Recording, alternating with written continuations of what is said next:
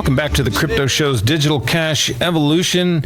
And I'm here with Doug, and we're talking with Cody Wilson online. But before I get back to Cody, Doug, give us some information again about the event tonight. Okay, at 7 p.m. at 75th Avenue in Peoria. We're having a Bitcoin intro, Q&A, little presentation where we're just going to talk about some of the basics of Bitcoin if it's the first time hearing it, or if you've heard it and you're curious, come on down and we'll answer your questions and also kind of give you a short little presentation. You can get some pizza. It's a perfect place to hang out and learn about crypto. We'll have an ATM on hand. We'll set you up with a wallet and give you some cryptocurrency to get you started. Let's get back to Cody. Cody, so tell me about the Ghost Gunner. What's the price now, and how can someone get their hands on one? Well, it's funny. The news of the settlement has kind of stacked the orders up, as you might imagine. So I'm actually putting people on a wait list right now because it's a bit back ordered. But I've been selling it for a little under $1,800, and of course we offer financing and things like that. So the value speaks for itself. But really, the main thing is we've got so much more active engineering interest that it looks like our ability to change the revisions and add features and stuff is actually speeding up. So we're prototyping whole new kinds of Ghost Gunners right now. It's pretty cool. It's a good time. Awesome. I was talking, I think I've talked to you a little bit about it, and I've talked to Paloma about it as well. We were looking at trying to give one away here in Phoenix. What do you think if we gave one away to the first person who could get a gun store here in Phoenix to become a distributor for Ghost Gunner? Oh, man. Quite a task. Let's do it. All right. There you have it. So if you're listening and you want to win a free Ghost Gunner, get your butt out there to all the gun stores in town and get one of your friends who owns a gun store, or if you own a gun store, to sign up to be a distributor for the Ghost Gunner for here in Phoenix. You can reach us at thecryptoshow.com.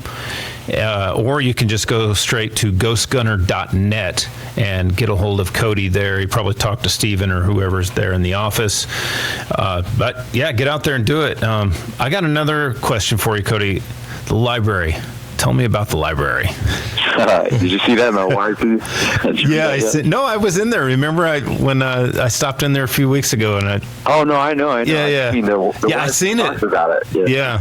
And hey, by the way, it's mighty fine of you, man, to make that offer. Thanks for doing that. Yeah. But look, this library is an interesting thing because technically, any file that I post at DefCAD, because of the settlement. It's not just it's up, and then Oprah gets elected 2 years later and decides, I don't know, I changed my mind, it's all back down. No, any file that gets posted now because of the settlement is also authorized in the public domain. So it becomes public information for all time. Do you see what I'm saying? Irrevocably. And the library is a feature of this.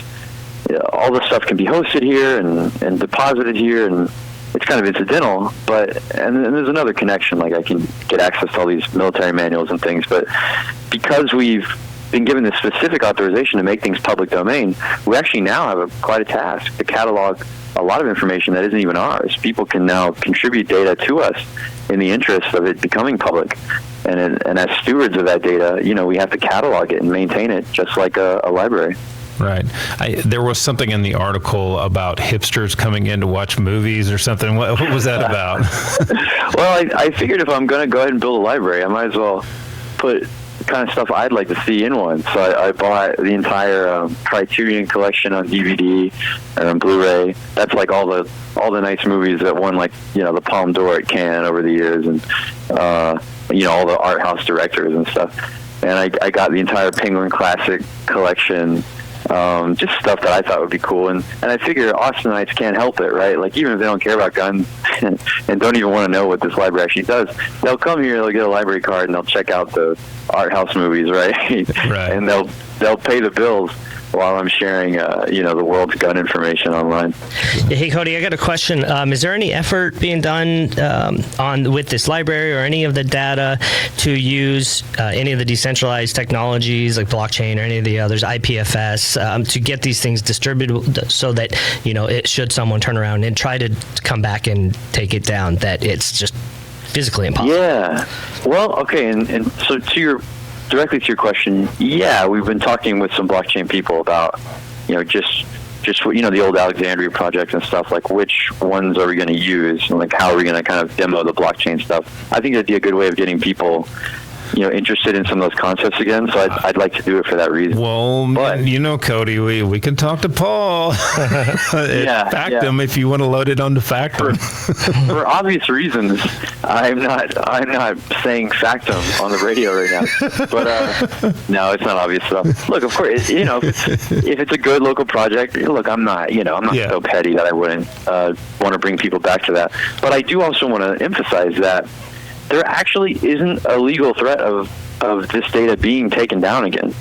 Like when this data gets posted to my website, even if they somehow destroy my company for other reasons, the data itself is irrevocably considered public domain, and anyone can traffic in it for the rest of time.